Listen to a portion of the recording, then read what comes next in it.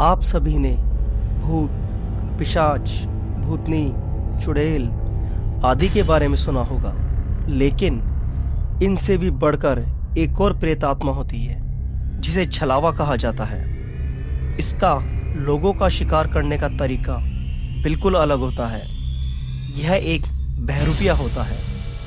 आज मैं आपको रामगढ़ और उसके आसपास के गांवों में होने वाली घटनाओं के बारे में बताता हूँ, जब छलावा ने वहाँ अपना ऐसा मायाजाल बिछाया कि देखते ही देखते अनगिनत लोगों की मौत हो गई। यह एक रात का किस्सा है जब चार दोस्त राकेश, चेतन, अजय और राजेश रामगढ़ की तरफ से जा रहे थे। बीच में एक घना जंगल पड़ता था और जंगल के बीचों बीच अचानक उनकी गाड़ी खराब हो गई। वे लोग गाड़ी से उतरे और गाड़ी का बोनट खोलकर चेक करने लगे, पर उन्हें कुछ समझ नहीं आया। लेकिन गाड़ी का इंजन बहुत गर्म हो गया था, जिसे ठंडा करने के लिए पानी की ज़रूरत थी। तो वे चारों पानी ढूंढने लग गए। तभी उन्हें जंगल के बीचों बीच एक पुरानी हवेली नजर आई। वे उसके पास गए, परंतु ये हवेली तो छलावा का रचा हुआ मायाजाल था, अपने शिकार को फंसाने के लिए, क्योंकि वहाँ दूर दूर तक कोई भी हवेली या इंसान नहीं रहता था। राजेश थोड़ा मनचला था। उसे हवेली के पास एक लड़की दिखाई दी और वह पानी ढूंढने के बहाने उसकी तरफ चला गया।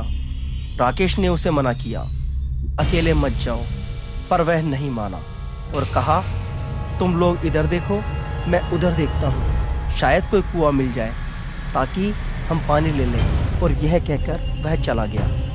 बाकी बचे हुए तीनों दोस्त राकेश, अजय और चेतन हवेली के अंदर चले गए और वहां आवाज लगाई कि कोई है, पर वहां कोई नहीं था। वे पानी ढूंढने लग गए। जिस हवेली में वे गए वह उनके अलावा किसी और को नजर नहीं आई थी। एक तरफ तीनों दोस्त हवेली के अंदर थे और दूसरी तरफ राजेश उस लड़की के पीछे पीछे जंगल के अंदर एक कुएं के पास पहुंच गया।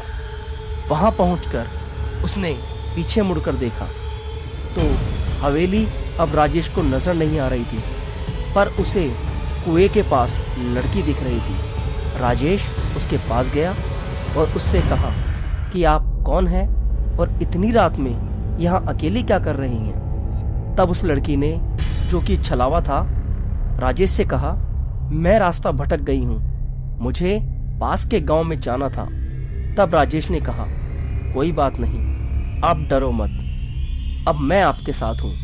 फिर उसने लड़की से नाम पूछा तो उसने अपना नाम माया बताया। राजेश उससे बात करने में मशगूल हो गया था। तभी उसे याद आया कि उसे पानी लेना था और वह कुएं की तरफ गया, लेकिन कुआं खाली था।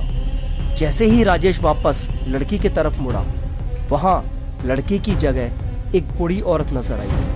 राजेश का सिर चकरा गया कि वो सुंदर लड़की कहाँ चली गई। अभी तो यहीं थी और अब ये बुढ़िया कहाँ से आ गई। उसने पूछा कि वो लड़की कहाँ गई। तब बुढ़िया ने कहा, मैंने तो यहाँ किसी को नहीं देखा।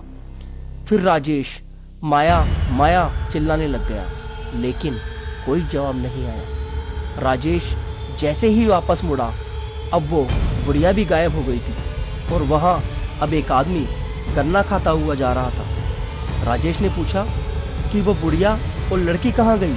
तब वो आदमी बोला कि यहाँ तो मेरे अलावा कोई नहीं है।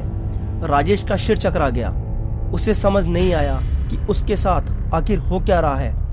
वह वहां से भागा, लेकिन भागता भागता वह वहीं कुएं के पास पहुंच रहा था जहां से वह भाग रहा था। दूसरी ओर राकेश, अजय और चेतन अब उस हवेली में फंस गए थे और उससे बाहर नहीं निकल पा रहे थे। वह एक कमरे से बाहर निकलते और दूसरे कमरे में पहुंच जाते। हवेली बाहर से छोटी लग रही थी, पर अंदर से चलते चलते खत्म होने का नाम नहीं ले रही थी। वे तीनों हवेली की छत पर पहुंच गए। वहां से उन्हें राजेश एक जगह गोल गोल घूमता दिखाई दे रहा था। उन्होंने राजेश को आवाज लगाई, पर राजेश कुछ भी नहीं सुन पा रहा था। तभी उनकी नजर राजेश के पीछे खड़ी हुई एक लड़की पर पड़ी। वह बार बार अपना रूप बदल रही थी, कभी सुंदर लड़की, कभी बुढ़िया, कभी आदमी। वे राजेश को बचकर भागने के लिए कह रहे थे, पर राजेश कुछ नहीं सुन पा रहा था। तभी उनकी नजर राजेश के पास जमीन पर पड़ी। वहां अचानक एक कुआं जमीन में से निकलता हुआ नजर आया और अब राजेश कुएं के ऊपर उल्टा लटक रहा था एक रस्सी से। राजेश के पांव भन चुके थे और राजेश को कुएं के अंदर बाहर डाला जा रहा था। राजेश के चीखने और रोने की आवाज राकेश, अजय और चेतन साफ सुन रहे थे। वे उसे बचाने के लिए छत से नीचे भागे, पर हवेली की छत से नीचे उतरते ही जैसे ही वह हवेली का गेट खोलते, वैसे ही वे वापस छत पर पहुंच जाते। वे राजेश की बुरी हालत देखने के सिवाय कुछ नहीं कर पा रहे थे। राजेश चिल्ला रहा था, अजय, चेतन, राकेश, मुझे बचा लो। पर उसकी आवाज तो तीनों को सुनाई दे रही थी, पर उनकी आवाजें राजेश को सुनाई नहीं दे रही थी। और अंत में राजेश कुएं में गया और जैसे ही ऊपर आया तब उसका सिर गायब था। यह देखकर तीनों दोस्त चिल्लाते हुए नीचे भागे तो सामने से छलावा राजेश को मारकर उसका रूप बदलकर राजेश के रूप में भागता हुआ आया। तब तीनों ने उससे पूछा कि तुम तो मर चुके थे, वापस कैसे आ गए? तब छलावा ने कहा, नहीं, मैं तो काफी देर से तुम लोगों को ढूंढ रहा हूँ और मैं तो सही सलामत हूँ। राकेश, अजय, चेतन, इन तीनों को समझ नहीं आ रहा था कि जो उन्होंने देखा वो सच था या जो अब देख रहे हैं वह सच है। सबका सिर चकरा रहा था और छलावा अपने मन ही मन अपने रचे माया जाल पर मुस्कुरा रहा था। अब छलावा राजेश बनकर उनके साथ था और अब किसी और को शिकार बनाने की सोच रहा था। अब छलावा का अगला शिकार कौन होगा, राकेश, अजय या चेतन? जानने के लिए देखिए छलावा का पार्ट 2 जल्द।